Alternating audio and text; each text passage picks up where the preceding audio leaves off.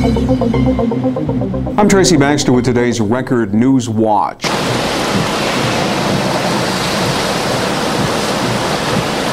It was a very rough morning for many of you as heavy, drenching rain flooded out streets and basements and made travel difficult and in some places impossible. The city of Middletown was especially hard hit with many streets more closely resembling rivers at times earlier today.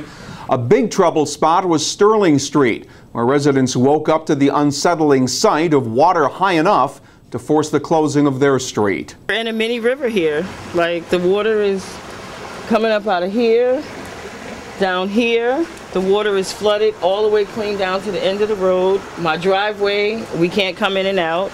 We got to use another entrance that's actually for the other driveway. A Toyota Camry tried to come down, and I just happened to be walking outside, and I just looked at him and was like, and he back up the road, but you can't get through. Like, this is a nightmare. We have things in the basement. I'm worried about clothes getting ruined, about just now, like how if it would have kept on raining for another couple of hours, we wouldn't even be able to get out, you know?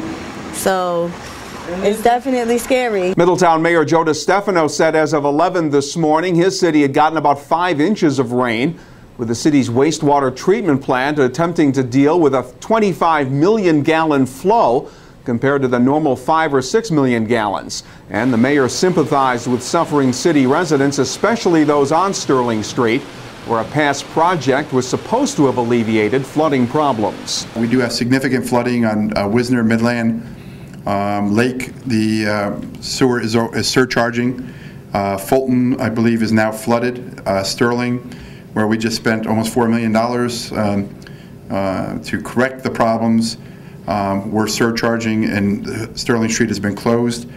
From what I'm being told by the engineers, that there was nothing we could do to, there's no amount of money we could spend to avoid some of the flooding in some of these areas. It's like Sterling is the actual lowest point in the city, and also where all of the water flows, whether it's rainwater or stormwater or sewage. It all goes down towards Sterling Street, and there's an underground streams that meet down there too, and there's nothing we could ever do to absolutely eliminate any chance of that area flooding. We thought we had it pretty much under control because some of the heavy storms that we've had, the Sterling project has upheld, has worked, but today it's not working. Middletown isn't the only place in our area where the heavy rains created flooding trouble today. Keep checking here at Record Online for updates on the rains and their impact. The good news is there is sunny, dry weather in our forecast for the weekend. An Ulster County grand jury's handed up a multi-count indictment against the Port Ewen man in connection with a fatal vehicle-pedestrian accident back in March.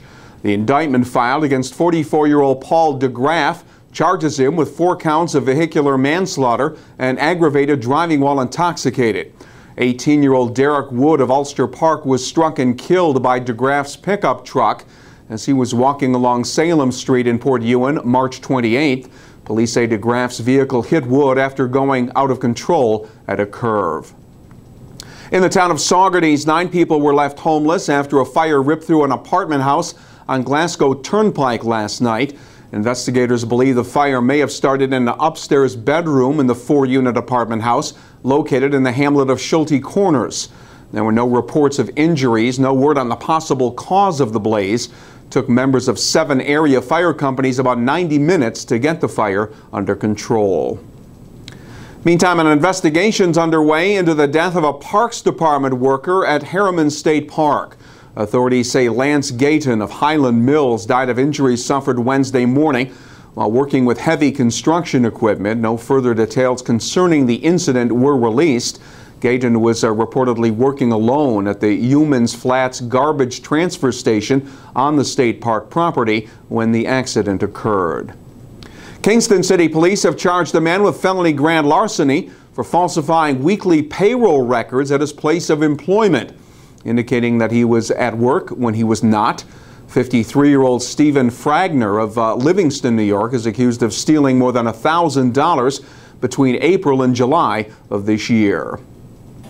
And drummer Terry Silverlight, saxophonist David Mann, and guitarist Jeff Ciampa helped kick off the annual Hudson Valley Jazz Festival last night in Warwick. A total of 20 shows are scheduled over the 4 days of the festival, which began 4 years ago to spotlight the talents of local jazz musicians. Most of the shows that run through Sunday are free to the public. Performances in Warwick last evening were held at the Village Green, Albert Wisner Library, and the Courtyard. Now, for a complete listing of the Jazz Festival events and locations, check out 845 Scene here at Record Online. Our weather will improve today after the day's drenching rains and localized flooding. Any shower activity will have moved out by early Saturday morning, leaving us with a mostly sunny day Saturday. The highs will be in the middle 80s. Sunday looks even nicer, mostly sunny and pleasant, with temperatures topping out around 80 degrees. Get the features you look forward to each weekend in the Times-Herald Record. And keep clicking here at Record Online to stay on top of breaking news all weekend long. For Record Newswatch, I'm Tracy Baxter.